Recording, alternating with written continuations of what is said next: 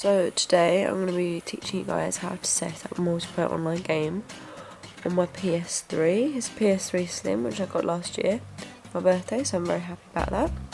And the game I'm choosing to do this project on is Advanced Warfare, which I got from me and my boyfriend for his birthday so we could play together.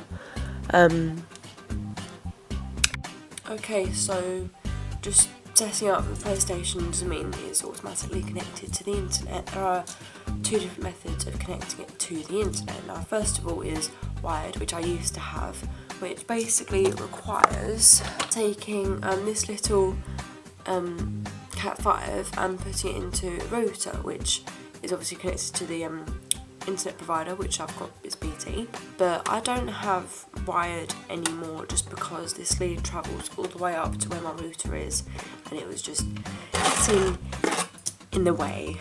The second method is wireless, which I use, and that just requires putting in the IP of the router, which is a special number for every router so that it connects to the different servers so that you can get your internet. So any wireless device will share that same IP address. No wires are involved, that's why it's called wireless. And but for me, I think it's less secure and less faster than wired, because wired has a much more direct route. Now, say if this hand is the router and this is the PS3, kind of like the eagle, as the eagle flies, you know, a straight, direct route. I mean, I know the wires bend and everything, but there's no interruptions. That's why wired is faster. With wireless, you can get out of range problems, which means that if you go outside a certain radius of the router, you know, you won't be able to pick up a signal, like a radius. You know, you've got the router in the middle and then this radius around it, and if you step outside that radius you won't be able to get an internet. But for this purpose I have wireless because, for one, I didn't have a long enough Ethernet when I was younger, and two, you know, loads of wires involved, especially with all, you know, my Skybox, my radio, speakers, all plugged in at the back of my telly. Don't want all those wires involved, you know. No, this isn't my PlayStation cable, but obviously you get your plug on the wall here. You know, I'm using this as an example, but you get your plug on the wall, and you have the on and off switch. You can tell that this is on because of the red bit at the top there. I'm just focusing on that. There we go. What do I do if the PlayStation's not turning on? One of the main things to check is if it's actually plugged in. Most people phone up support and things like that saying, oh, my PlayStation or my Xbox won't turn on. But yeah, they haven't actually checked the power to see if it's on. And they might have plugged it in but not pressed the switch.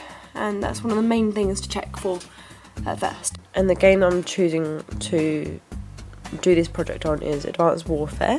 But this is called an HDMI, high definition media interface. You can tell it's HDMI and not DisplayPort because both ends are curved upwards instead of just one, which would be DisplayPort. But that's fairly new, hasn't been introduced to PS3s just yet. Now what this does, this connects up to my television, transmits the video and the audio signal. Now, back in the day, there used to be two separate leads, especially with Xboxes, where you get composite and component cables, which, you know, one does video and one does sound. You know, the red and white leads that you plug into somewhere, like speakers or something. But what this little HDMI does, it brings the audio and the video to the PlayStation, no, from the PlayStation to the telly. And I had to plug this back now because it's not long enough, okay? Some TVs can't handle the audio and video input from the HDMI, and they need this little thing that transmits the sound for it. But because my HDMI and my telly work, you know, so in sync, and they're able to do that audio and sound transmission, I don't really need this wall. But you can tell that this is a power cable because there's the voltage, let me just double check the voltage, 2.5 amps and 250 volts.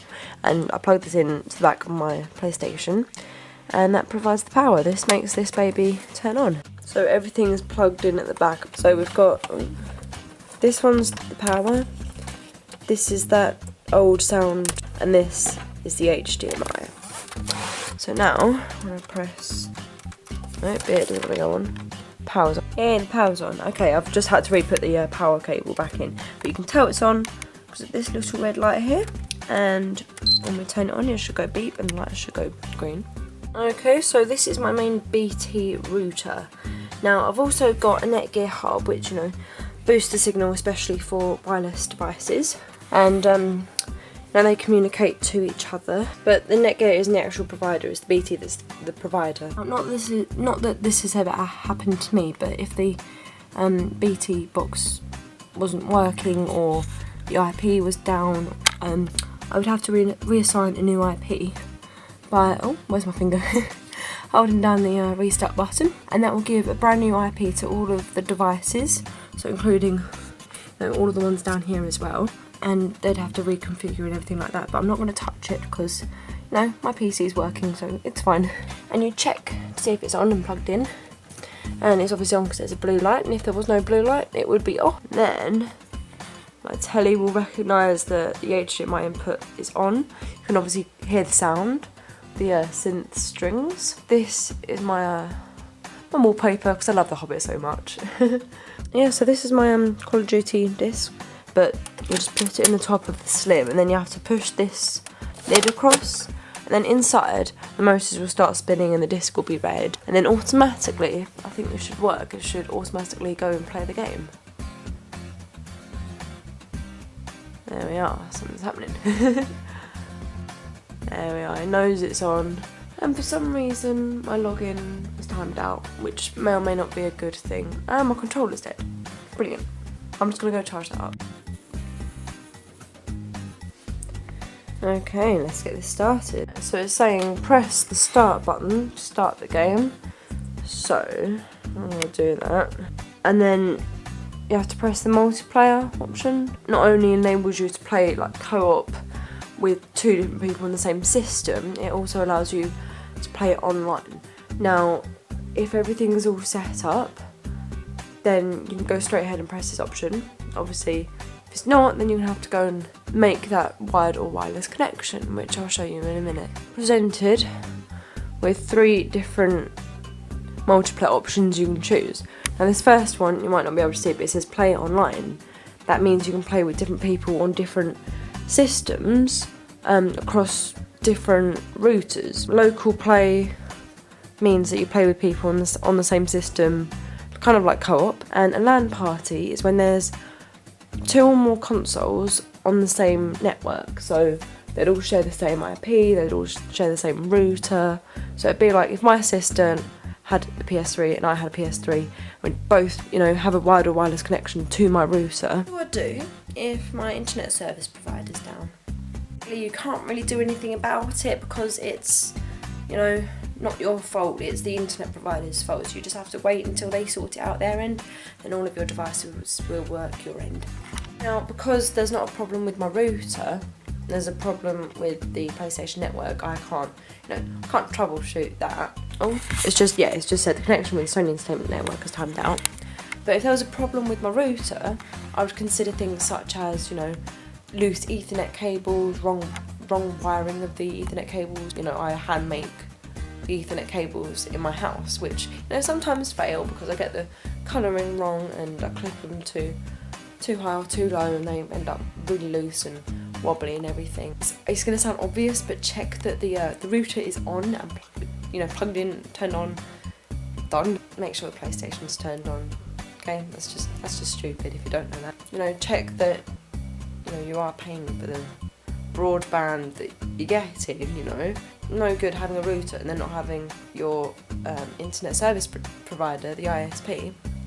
Otherwise, you won't be able to go on the internet and enjoy all these. You got sometimes you can do the ping tests online just to double check, like on your computer, like on speed test. But obviously the PlayStation has got a built-in one. Okay, so when PSN is actually loaded, you'll be presented with the account management section on the PlayStation, and then you'll be able to see your friends list. Obviously this is my PSN, you'll be able to see yourself and all your other friends. And in the top right hand corner, you'll be able to see your icon and how many friends are online. Obviously if this doesn't show up, it means that you're not online. If we just go on to network settings, just to show you what the internet tests are like when it's actually on, because last time I recorded, we had a PSN trouble, didn't we? So when these tests are being done, it signs you out of the PlayStation network, so that when it logs on the PSN over here, it relogs you back in. So as mentioned before, you know, checks the IP address, checks the ping and everything like that, to see if there's packets of data being sent from your PlayStation through to your, you know, ISP, and then to the PlayStation servers, and then all the way back again. And this time you can actually see it succeeded in logging into the PSN. Now that's really important so that you're able to play multiplayer games. Here it says the speed, the download speed and the upload speed. Obviously they will vary depending on how slow or fast your router is. So we can exit out of that next, and we'll go back on Advanced Warfare.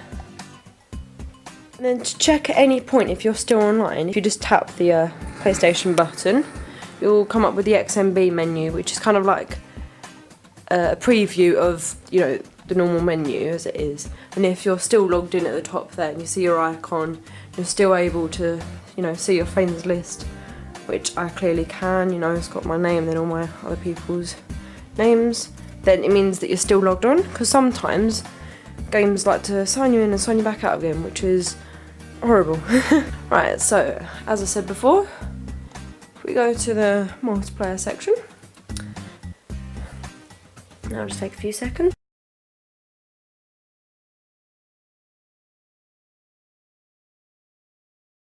Get these kills and get this victory right here. And yeah, this is the first time I'm playing Call of Duty on the channel. We're doing a little... Damn, teammate, you fucked him up. Said that boy flying. Can I get me an ass to whoop? Oh, we got a sucker right here. Where you going? You don't even know where the ass whooping is gonna be coming from. T-Bone?